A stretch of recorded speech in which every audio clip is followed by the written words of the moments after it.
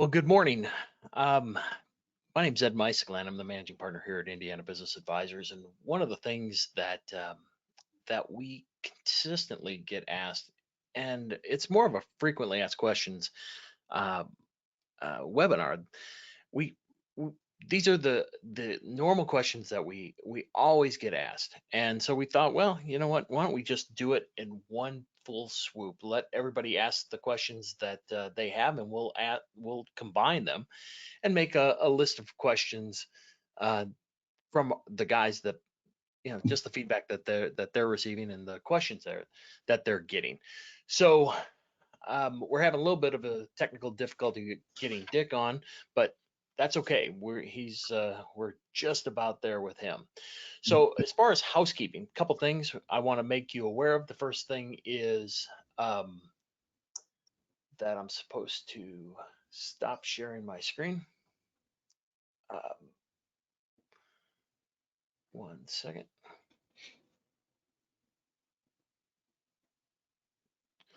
Apparently I'm having technical stop showing my screen. Okay, so um, a couple of housekeeping matters. The first one is that if you have any questions, we would be delighted to add your questions to our list of questions. In the right hand side of the chat box, there is a drop down that says questions. If you'll just type your question in there, our marketing director will be following along and she'll add them to my list of questions. So today, like I said, I'm joined by our number one producer, Dave Gorman. So I'm going to give him a couple minutes to just kind of go over his background and then we'll jump right into it. And then we'll get Dick on board. Dave, welcome. Well, welcome. Thank you. I appreciate being on the panel here and the nice words. Thank you. Keep it kind of short. I've been here over 16 years now.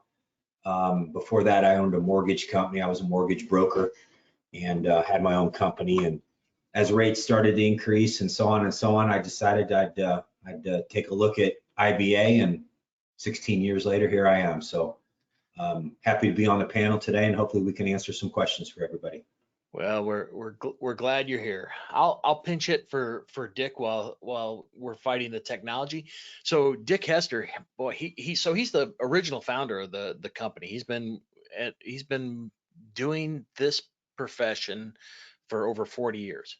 And it's funny, we were just talking earlier that we're going to have a webinar of what we learned over the course of these last 40 years. So Dick has just about sold every kind of company. He not only is a great deal guy, but he's also heads up our non-for-profit side. So he is extremely active in a number of the non-for-profits. The biggest one right now is the United Way of Central Indiana, and he does such a great job with that too. And so when he gets on, we'll circle him in. So I broke this down, the questions into 4 buckets: the basics, pre-sale, marketing, and then offers and closings. So Dave, why don't we start with you on talking about the whole sale process? Just give a quick overview of, this is where we start and this is where we finish. I'll kind of tell a story here a little bit on that first one, and I'm glad you asked me to comment on that one. I had a closing here about 3 weeks ago, and afterwards we kind of get with the client and we summarize, we talk some notes and so forth, and we kind of get an idea of feedback. And the overwhelming comments that I received from this client was the process was more difficult than we had thought. And so I think as brokers, we go through this all the time, right? This is our profession and this is what we do. And so requests for financials and so forth is something that's easy for us, but not necessary for the client. So I think as brokers, what we need to do is we need to prepare that client a little bit more for the process that they're going to go through. And that's just communication. We need to set you up for, this is what you're going to expect. And it may get a little difficult here with a flurry of requests and so forth. But if we can manage the process up front, we're going to do some upfront valuation work for you, whether that's an extensive paid valuation that we get some help from Ed on, or if we just do some general ideas back and forth that we can all get on the same page with. But we either go left or we go right. If the valuation comes back and you like what we've discussed, then we can talk about what an engagement might be. If not, we've got programs to help get our number up to your expectations, and that could be a lengthy process. But I think to summarize, just the more we talk about upfront what the process might look like and set up that client, I think the better. So I know that you've been, you're regularly competing with against other brokers. The Indianapolis community has a lot of good deal shops. And I guess my question is, how, if I'm a seller, how do I evaluate, the appropriate broker? What are the attributes that make a good broker for our sell side clients, Dave? Yeah, I always start out with clients that when you get comfortable, all right. And I always start out my meetings with that. And we used to have coffee meetings, before COVID and all that, but now we're doing a lot of things over the phone. So I like to get the client comfortable with myself, with IBA. We've got brochures, we've got excellent website with videos on there for some of the partners. So I think if we can get you comfortable with the actual broker that you're working with, and then IBA, I think hands down we're the best shop in town. And again, we've been around since 1981, and I've been here over 16 years. So yeah, I think it differs these days with how different brokers as sellers are evaluating. I think there's certainly a chemistry component to it. There has to be an establishment of trust. I mean, there is having done deals, I think one of the great things about our shop is, we can't force you into a sale. I think when we talk to our sell side clients, it's, here, let's grab you by the hand and we're going to walk you through this process, and we're not going to let you go, and we're not going to let anything happen to you. And along that process, there's going to be some challenges. There's going to be some financial challenges that you have, all the financial decisions that you made, perhaps the buyer doesn't necessarily like them. And at the same time, this is your baby. And all of a sudden, somebody is going to take over your hard work. And there is an entire different animal that accompanies that, where you have to emotionally understand and coach that seller, through this process. And yeah, and I think that's a big differentiator. And fortunately, we've been playing in the exit planning space for a while, that we're pretty versed in helping them. Protecting confidentiality. Now, I'll pinch it for Dick on this one. So when, as our shop, confidentiality is the cornerstone of our practice, hands down. If you don't need confidentiality, you do not need us. I mean, you may need us for some coaching and value work, but generally speaking, the cornerstone of our practice for the last 40 years has been just that. We protect confidentiality. We are able to facilitate conversations and phasing of information to the buyer in a confidential manner, and only release information when it's appropriate. So yeah, and Dave, hop in if you got something on that. Yeah, so I mean, a lot of the times, when we put together our marketing materials, you're going to have a couple different things. You're going to have, most importantly, that blind profile. So we have a blind profile that doesn't dictate the name or the address of the business. Every buyer that we talk to about that listing has to sign a confidentiality agreement. They have to sign a non-disclosure. So they can't talk to anybody about the listing. They can't contact employees or customers. Everything has to flow through us at IBA. And then most importantly, as well as the NDA, is we need a buyer profile. So who are we talking to? What's your experience related to this type of industry? And then just as important, how much money do you have to put down on the business? And again, SBA rules right now are anywhere from 5 to 20% down. And so if a buyer doesn't indicate they have that money as liquid for a down payment, then we'll show them something else that they're qualified for. But confidentiality is the most important thing to that client as well as us.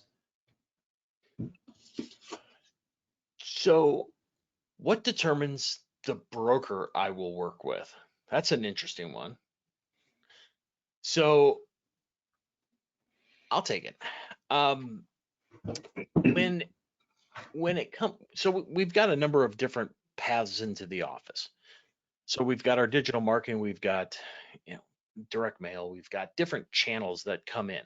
And in that case, what we do is, for us, our primary job is to establish and identify who is the most likely candidate or broker that has the experience that can grab your hand and add value to that transaction.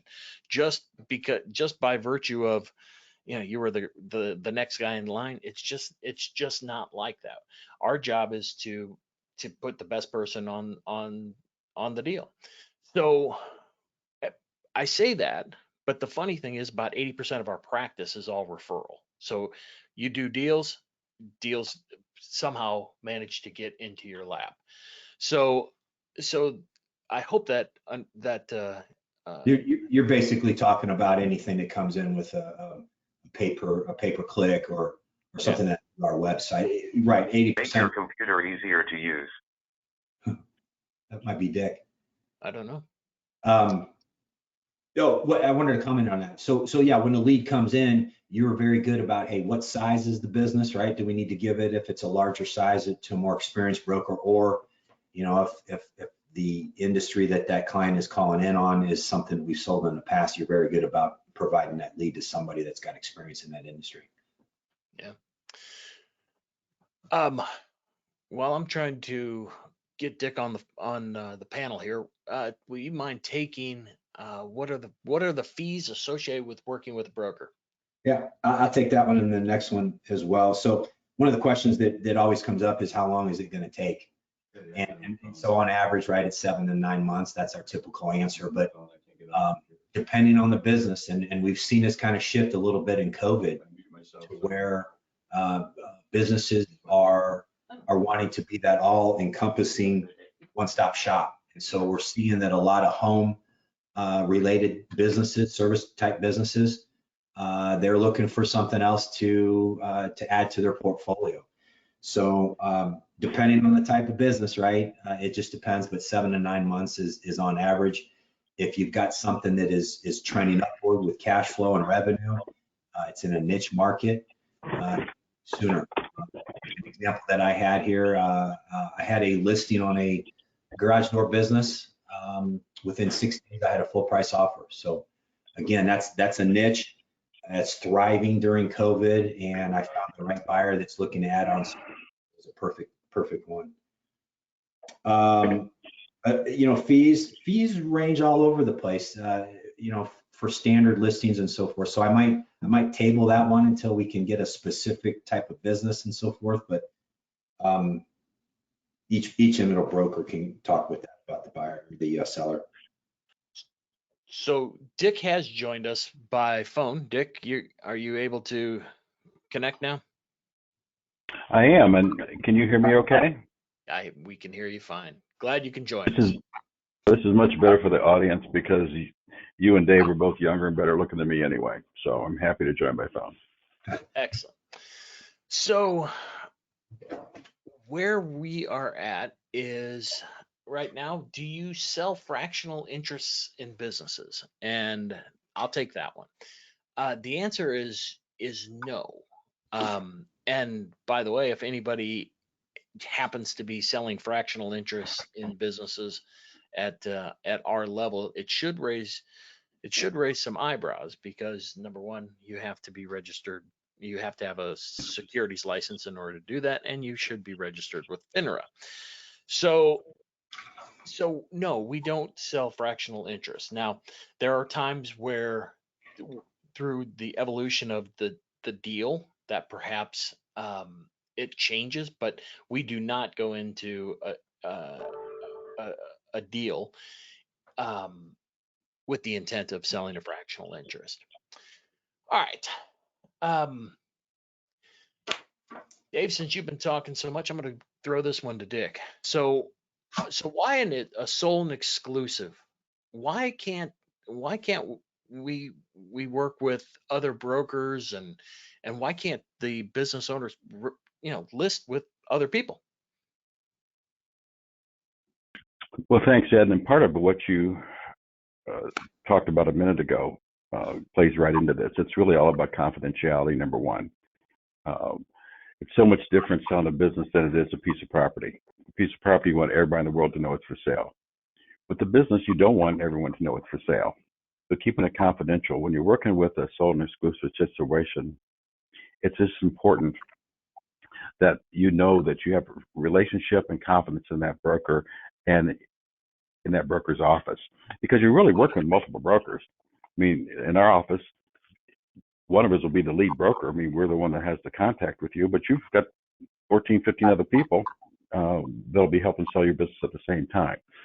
But it's just not like a multi-list kind of situation where you can't keep confidentiality, and then honestly, people will know it's for sale. You can't keep it that way. So it's important that you have a trusted advisor that's working with other multiple brokers within their office to maximize your value and to do it in a confidential manner. It's really all about relationships. I mean, seriously, this whole thing is about relationships. You pick a broker that you have a good relationship with, because the broker's job is to find the right relationship for you. Whether you're, particularly if you're selling, you want to have a buyer that's going to come in there and take care of your employees, that's going to take care of your customers. I mean, it's almost like I consider it like an adoption agency. I mean, a seller, their business is their baby. And our job is to find the right set of parents to take it to the next level. So it really is all about relationships. Got it. So one of the first questions out of anybody's mouth is, have you sold a business like mine? So Dave, how do you respond? I responded since 1981. I'm sure that we've got experience. And I was going to say this earlier, that when you try and match up a broker with that individual seller, it again is, hey, do we have experience with that? Has that individual sold an auto shop or a garage door company or a hair salon or a manufacturing facility in a niche market? So you do a very good job matching people up with that. So yeah, it's not a line. It is something that's accurate, and we have experience, I think, in pretty much anything that we've got on our books. Yeah, 2,140 deals. You would think that at some point we bumped into that, and I do, and ultimately, especially when you're dealing with individual buyers, I think that it's funny that you are working with an earning stream. You're selling an earning stream, and then you have different aspects of that business that fit the skill set of the buyer, and those are the. So when we get the question of, have you sold like mine? Well, if the answer is no, which it's not likely, at the end of the day, what we are selling is like I said, an earning stream, and that has risk and various attributes that the next guy has to take on. So at the end of the day, I do not believe that unless you are in an absolute niche, and there's not many that are in just that kind of niche, I don't really worry about like mine. So how is IBA different from other brokers that have contacted me selling my business? Dick, why don't you go ahead and take that one? Well, thanks, Ed. I think the biggest difference is the fact that we have been doing this for 40 years. And we actually are experts in the process. It kind of goes back to the last question, too. There are some nuances with different industries for sure, but the process itself is still basically the same. So you have to have somebody that really understands the process, can really orchestrate all the players that are involved. Because there's going to be some attorneys involved, there's going to be accountants involved, there may be landlords involved, there's going to be bankers involved, and somebody that can really navigate you through the waters and orchestrate all the advisors to make sure everything gets done in a timely fashion and still remains confidential. So you look for a firm that has experience, and we've been blessed to be in this business for 40 years and have great success. And I just believe that, we're the type of firm that someone would want to work with. Yeah, I mean, I agree. I do think that we're really fortunate in the community. We've got some good deal guys. I mean, aside from us, and so I think they're good shops. I think the big differentiator, a couple things is that the whole exit plan, the valuation, the dedicated marketing person, all the things that we do that are over and above, just the normal, put it out there. It's it's so much different, and I think that's where the value add is. And as I was saying earlier, when we say, look, we're going to take you by the hand and we're not going to let go until we get across the finish line. That's a big deal. It's not just a matter of parading buyers through. It's a matter of understanding who you are as a seller and how best we can serve you. Now, you're So exactly right about that, Ed, because I do think one of the most important things that we do is we learn as much about that business as we possibly can to represent it. And we do only make sure there's qualified purchasers available. And one of the reasons we're able to do that, if you look at the members of our team here, most everybody has owned a business before and has sold it. Many of them, we helped them sell it, and they really like how we did it, and they wanted to join our team. So we have some empathy, for people who are buying a business for the first time, or empathy for those who are selling a business for the first time, because we've been there and done that ourselves. yeah. I'll take this next question. Can you help me sell my business to one of my employees? Actually, in the last couple of years, that has been an interesting sub-segment to our brokerage division. And we're seeing more and more people, or more and more business owners saying, I want my guy, my key employee, to have the first shot at this.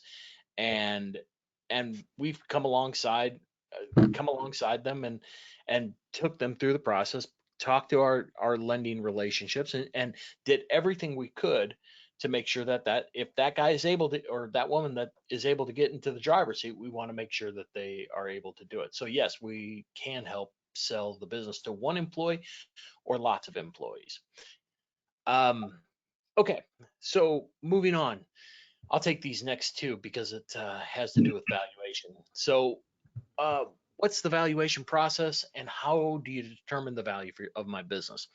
So the valuation process, like I alluded to earlier, it's about an earning stream. We evaluate the merits of the financial statements. So it's called recasting. And if Chelsea, our marketing director, will put a link in the notes here on our webinar that I did on how to recast your financial statements. So in other words, what we're doing is we're trying to get the true earnings capacity of the company. So we want to know how much, if we start adding to the net income, depreciation, amortization, and all the direct and indirect compensation that you as the business seller gets, we want to know how much can I pay myself as the buyer? How much debt can I service? That's what my bank wants to know. And how much of a return of and on my investment can I get? That tells us the story. And from there, now it's a matter of piecing the deal together. So from a valuation standpoint, I start there. Then I'm looking at market data. I'm looking at what are companies like yours that have sold, because while they may not necessarily, though the buyer may not necessarily subscribe to my valuation or my multiple, they, empirically speaking, this is how somebody should behave toward your investment or toward your business. And so from there, then the funny thing is we're a little bit different. While I write reports, we have found that when we PowerPoint when we sit down and visit with our sell side clients and let them ask their questions on how the value was generated. Why did we do it this way? What assumptions did we make? We can talk a heck of a lot better than I can in writing a report that chances are you're only going to read the first or the last page. So that's kind of how our process works. And I touched on it, but I'll reinforce it that the asset approach. So there's three approaches to valuation: asset, market, and income. The asset approach is probably your lowest value. It does not reflect the goodwill of the business. The income approach is predominantly a buyer focused approach because it's based on projections and what that buyer is going to do with the business.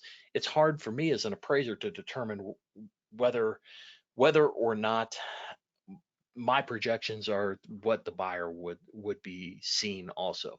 And then, like I said, on the market approach, that's where I spend most of my life looking for deals, looking for why did someone behave toward this particular business, and I take that information and I apply it to yours. All right, Dick. Next question is how do you protect employees in this process? Protect them from the standpoint of the seller wants to be sure they're being taken care of. Yes. And it goes back to what I said earlier. It's really about the relationships.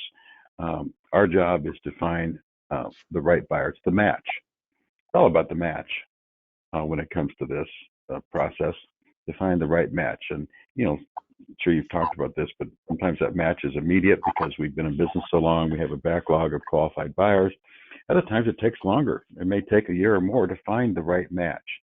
But you want somebody that's going to come in there, and again, it's your baby. So you want them to take care of the employees. You want them to take care of the customers. You want the business to grow, because for a seller, the business is still their legacy. Even though they have sold it, they still want to see it thrive, and they want to see their employees taken care of and treated well, and their customers with the same type of service that they're used to. So it really is making sure we find the right relationship. And then it's important too that the seller, during the training and transition period, helps the buyer out in that situation. I mean, the seller needs to let the employees know, I wouldn't have sold this to somebody that wasn't going to take care of you and take care of this company and our clients. And I handpicked them. So the seller helps reinforce and build that credibility, because employees are going to be a little bit nervous. It's a change. Who's not going to be nervous during a change? They're used to this owner, and he or she have treated them very well. So there is some onus on the seller after we pick that right buyer to sell that to the employees and let them know that he or she chose that person in particular because they're going to take care of the employees, they're going to take care of the customers, and they're going to help the business grow.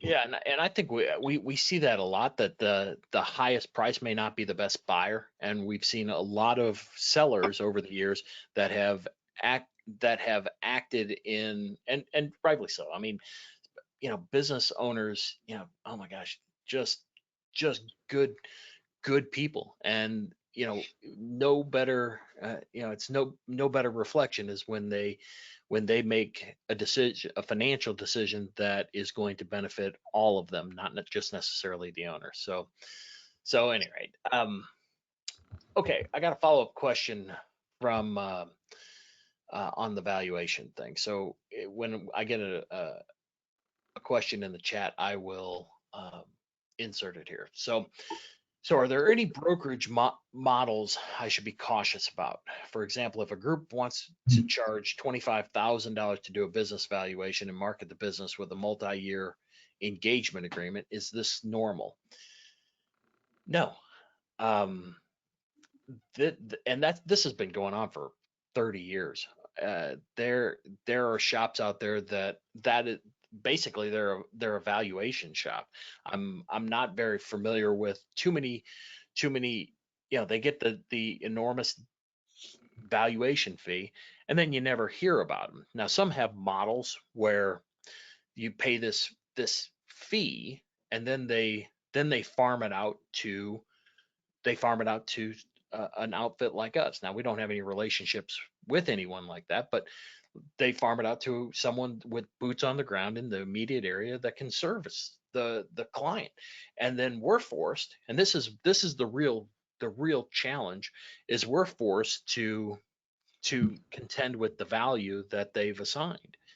And because every single valuation that I've ever seen that someone paid 25, 30, $35,000 for, there is an, remember I was telling you about the income approach that's buyer specific. Well, when they have done it, I mean, it's a hockey stick. It's up and to the right, and it's always growing at 20% regardless of what that company had done. And that substantially overstates the value of that company.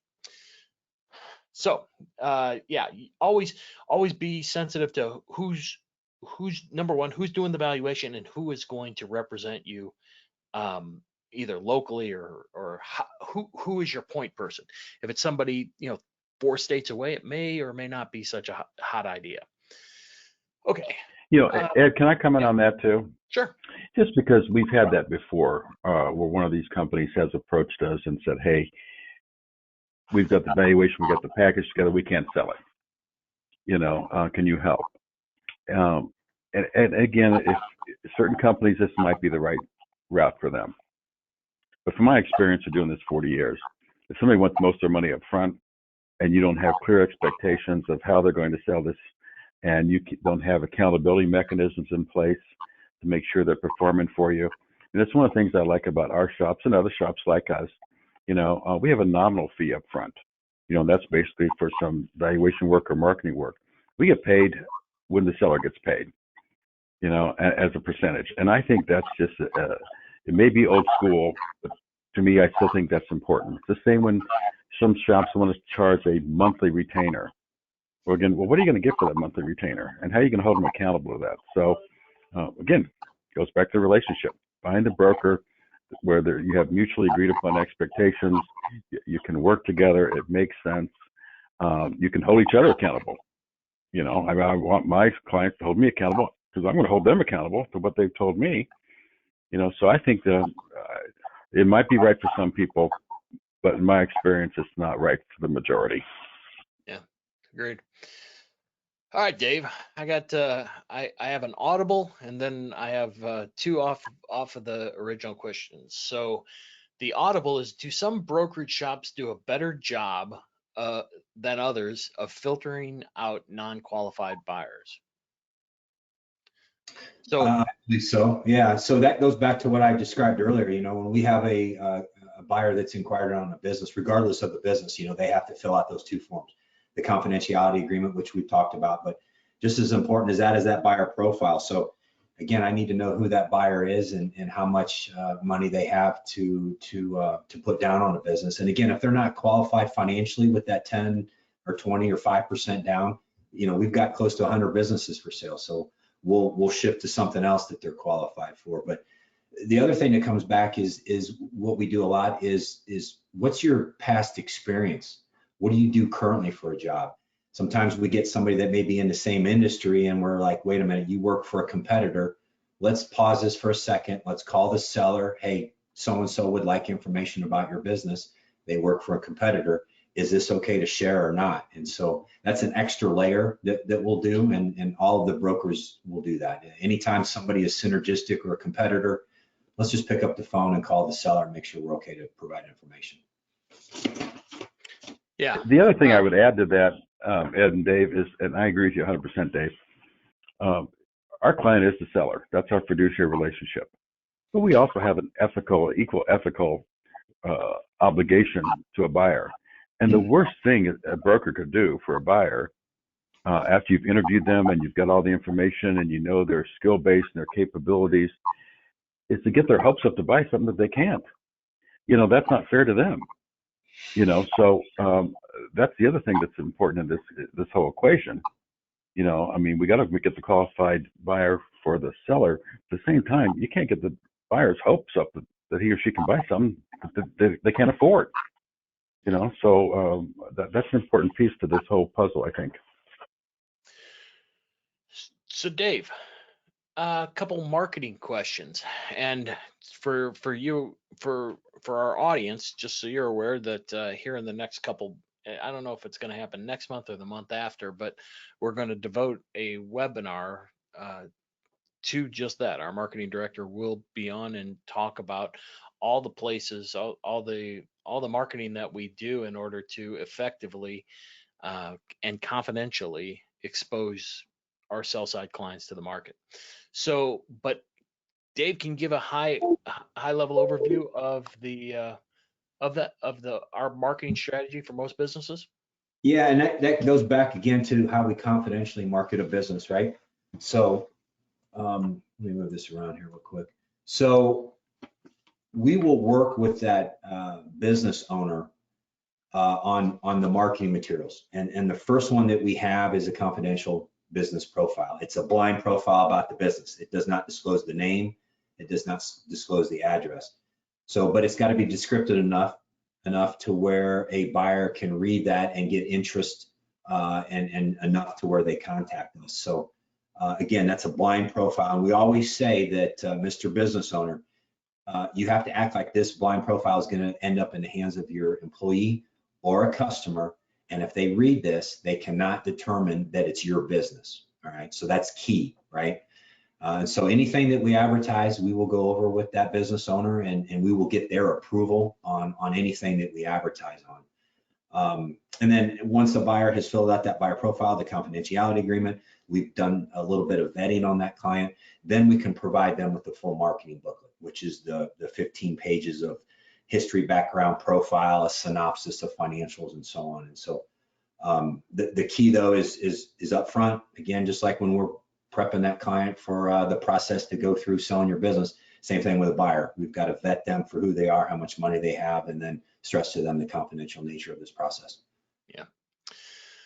Yeah. Speaking of buyers, Dick, if a typical transaction cycle time for a seller is 6 or 7 months, this came via the chat, by the way, what's the typical cycle for a buyer?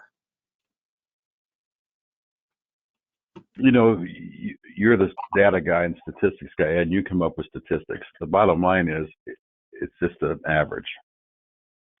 Because we have a large space of business opportunities for sale, when a buyer comes to us, we can sometimes find there's the business that they should be looking at and possibly should buy on the market now. Other times there's not. So it's important that we keep their profile, and although we may target some opportunities for them, it goes back to the match, finding that right match, and it might happen immediately. And some people get scared because, oh my God, I just came and talked to you, and you got the right business that meets the majority of my parameters that we just discussed. You know, shouldn't I be looking at more of them? Well, the bottom line is probably not. This is something you ought to take a run at. You know, if it's the right business. Other times, you know, it's taken me 2 years for some buyers to find the right business. So you can come up with an average, but it really is about the match and finding that right relationship and the right business opportunity. Okay. Speaking of relationships, one of the really, I mean, from a shop like ours, one of the best things that we offer our sell side clients is the buyer's access to capital.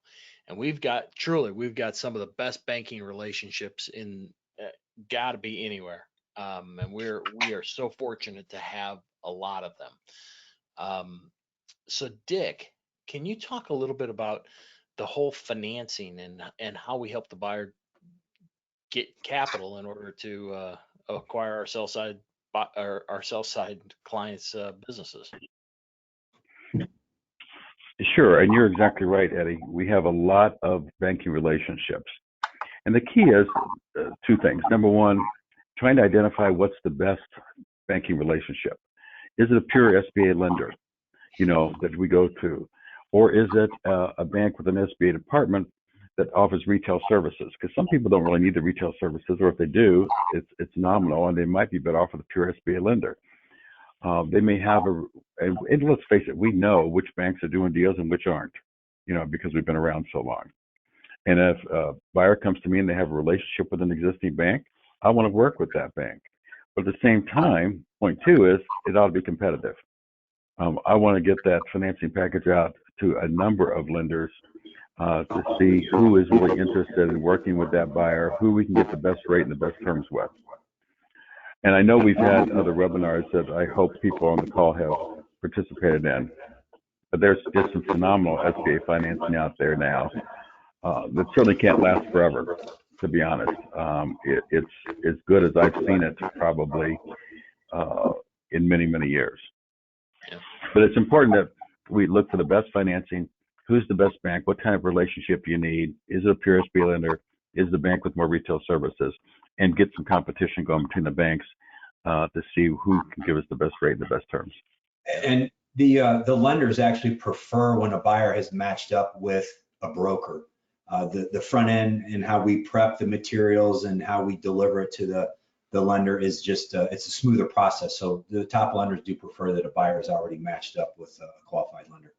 Yeah, you're exactly right, Dave, because we know what they're looking for. So they don't have to go back and forth and ask for 16 things because we give it to them up front because we know what they're looking for. Yeah. So Dave, from the chat, and this is right up your alley because it seems as though everybody gives you favorable reviews. So should a broker be able to provide references from multiple recent satisfied buyers, sellers, lenders, and transaction attorneys? What do you think of that? Absolutely. We've been around since 1981. I've been around for 16 years. We've sold just about anything. So if we're prospecting a certain client, we can probably find some referrals in that same industry that we'd be happy to refer over. And again, I always say that some of the partners in our firm know every CPA and attorney in the city. We can give you referrals for that as well.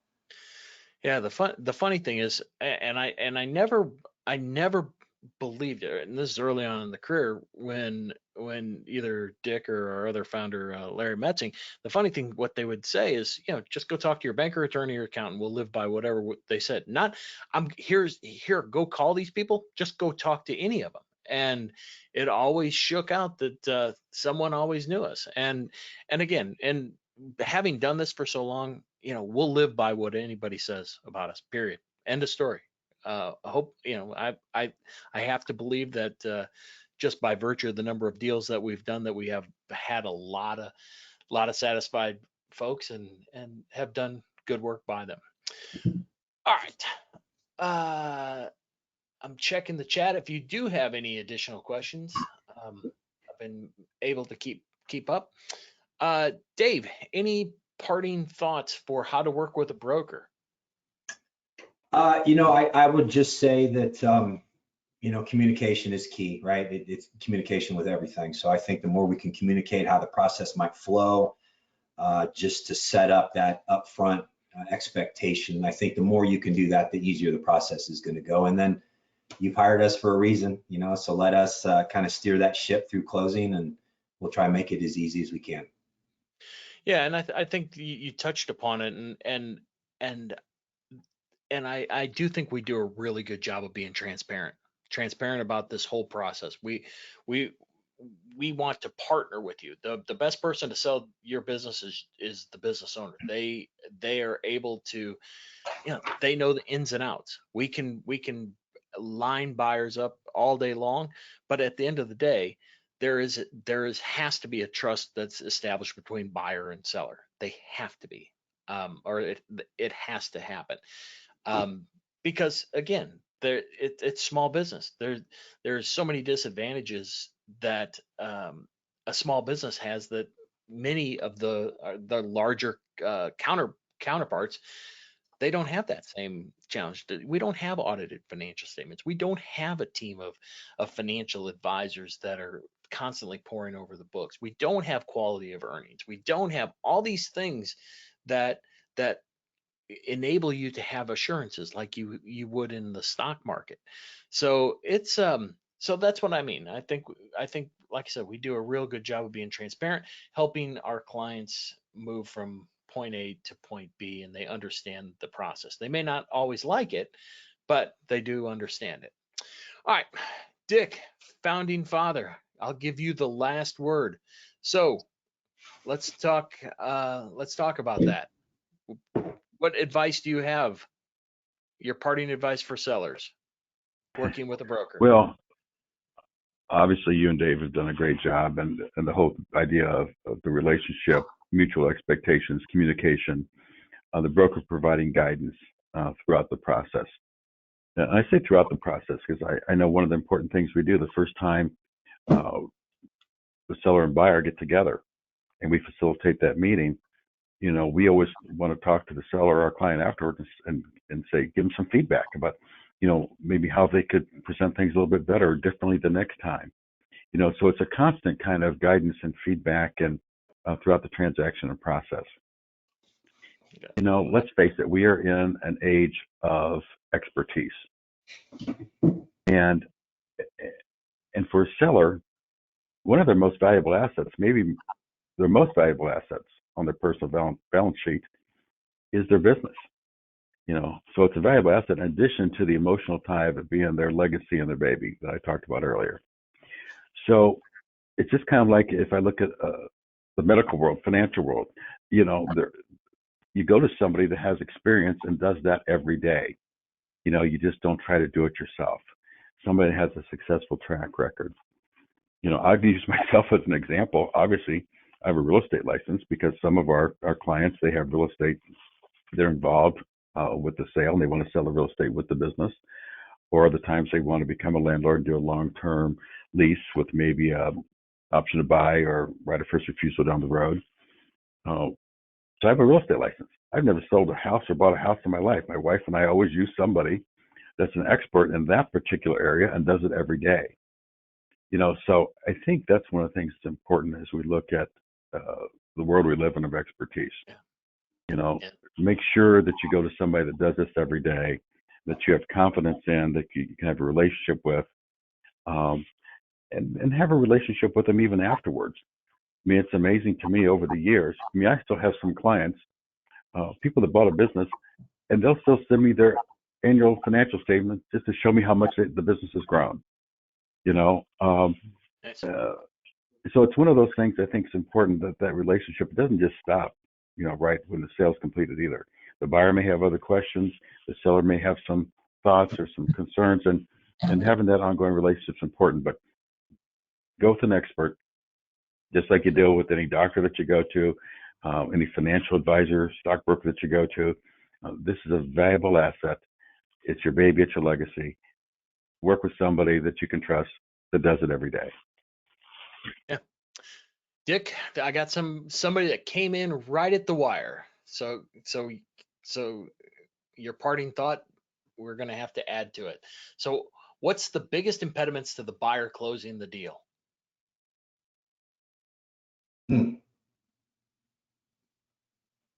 From the buyer? Yeah. Dick, you going to answer or did I lose you? Okay. All right. Dave, you and I'll bring this bad boy home. What do you got? Well, I think, again, that goes back to some front end work that we do up front, right? So we need to make sure that buyer is qualified. We're not going to show them a business that they're not qualified for. And so we'll kind of work with that buyer a little bit up front and understand their financial capabilities, their net worth, their background, because all that comes into play with financing. So I think getting a qualified buyer up front is definitely key. Step one. Yeah. So the impediments that I believe, in addition to knowing what you're getting into, is deal fatigue. That you, as a buyer, you're assuming that this is going to take, in 30 days I'm in the driver's seat. It may not. It takes time, and so like I said, it takes time to understand what you're getting into, and as each day goes by, the buyer is sitting there going, oh my gosh, what am I getting myself into? And they're constantly reevaluating the merits of the deal that they're in. So the biggest impediments is that little voice in their head saying, this is a real bad idea. I know it sounds really good, but this is a really bad idea. And at the same time, we're able to, you're able to understand entrepreneurship. You understand that, look, if this business owner has taken this risk and he's been doing business for the last 20 years. You look at the growth and so on and so forth, and you're like, okay, you resolve yourself and mitigate those risk factors. So I'm going deal fatigue. I'm going that little voice inside your head. I'm going with the other impediments are people outside your control, landlords, you know, just just people, it may be an advisor, maybe it may be a lender. Lenders can botch things up periodically, not our lenders, but some. um, so I think that those are probably the real big ones, that there are external factors. There's internal factors, but there's external factors also. In fact, we were selling a portfolio of franchise sub shops years ago, and the Indian stock market chain or crashed, and we lost the deal that day because that's what happened. I mean, he lost all of his money. So weird things happen in deals, and that's why we're always, it may seem like we're pushy brokers, but it's not so much push that we're pushy. It's you need to keep taking steps toward the goal for both buyer and seller. And the seller at the same time needs to understand that this buyer is taking a risk. This buyer is putting a lot of money on the line. This buyer is guaranteeing a lot of money. And so having some empathy to what the buyer is going through is really important. And I think so, as this person with the question was saying, what are the impediments? There's a bunch of them.